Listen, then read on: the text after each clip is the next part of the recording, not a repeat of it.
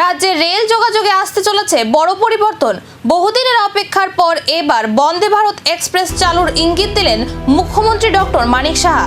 রাজধানী আগরতলা রেল স্টেশনে আগরতলা করিমগঞ্জ মেমো ট্রেনের উদ্বোধনী অনুষ্ঠানে মুখ্যমন্ত্রী ডক্টর মানিক সাহা জানান, 2026 সালের মধ্যেই চুরাইবাড়ি থেকে আগরতলা পর্যন্ত 271 কিলোমিটার রেলপথের বিদ্যুতায়নের কাজ সম্পূর্ণ হবে। সেই কাজ শেষ হলেই বন্দে ভারত চালুর পথ খুলে যাবে। মুখ্যমন্ত্রী আরও জানান, তিনি ইতিমধ্যেই কেন্দ্রীয় রেলমন্ত্রী অশ্বিনী বৈষ্ণব এবং প্রধানমন্ত্রী নরেন্দ্র মোদীর কাছে আগরতলা গুয়াহাটি বন্দে ভারত চালুর প্রস্তাব দিয়েছেন।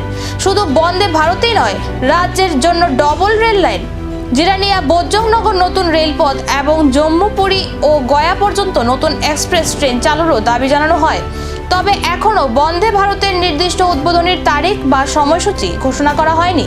রেল বিদ্যুতায়নের কাজ সম্পূর্ণ হওয়ার পরই এ বিষয়ে চূড়ান্ত সিদ্ধান্ত নেওয়া হবে।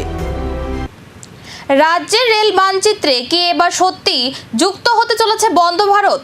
কবে ঘোষণা হবে দিন এবং তারিখ, আর কোন রুটে প্রথম ছুটবে এই অত্যাধুনিক ট্রেন, সেই ঘোষণার দিকেই এখন তাকিয়ে গোটা রাজ্য।